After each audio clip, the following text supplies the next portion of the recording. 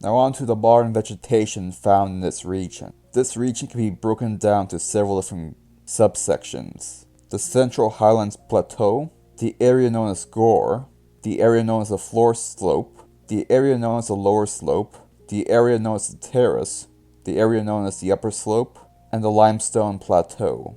Due to the influx in Palestinian refugees during the period between 1948 and 1967, and the establishment of the Posh Company in 1978, and the Dead Sea Highway built in the early 1980s, many changes have happened in its landscape, and much of the farmland is used for irrigation of various vegetable crops like tomato and eggplant, as well as large groups of banana trees. This is the case in the Gore and Floor Slope areas. Fruit trees are likewise cultivated alongside small patches of irrigated fields of wheat and barley. The remaining natural vegetation belongs to 3 areas within this region.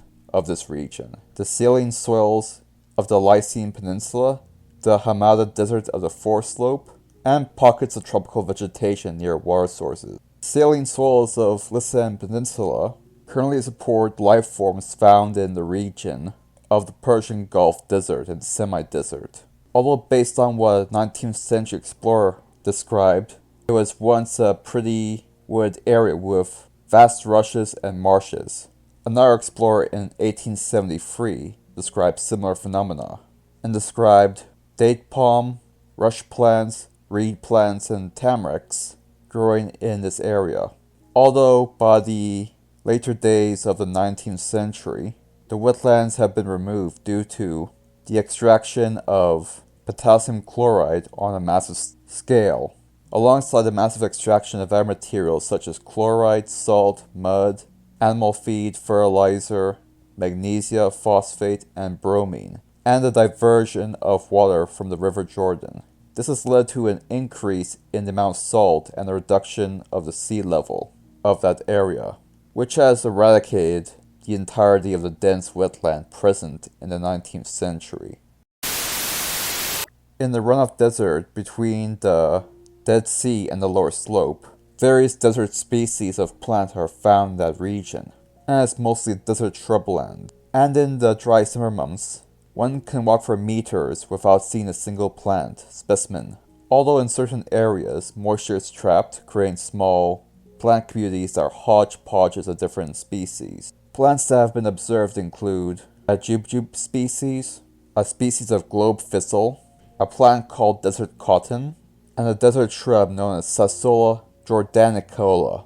In the floor slope during the 19th century, various travelers described a wide plain dominated by acacia trees and jubjub relatives, with a large perennial stream running along an area dominated by date palms and oleanders, as well as a legion of tall grasses. Although at this point, overgrazing in combination with a decline in water table has led to a decline, with some travelers describing many of the acacia trees being gnarled and possibly dying. There are also mentions of the fields being used to grow barley, wheat, millet, tobacco, and indigo.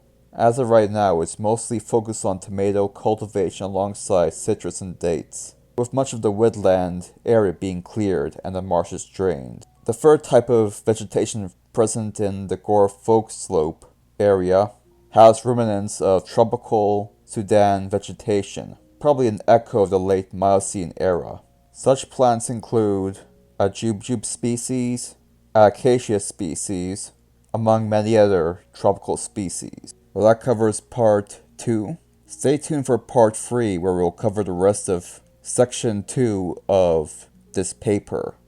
Thank you for watching this video. If you're watching on YouTube, please subscribe to me on BitChute for a greater variety of content, 4 videos a week. And thank you to all my subscribers on both platforms. I appreciate it.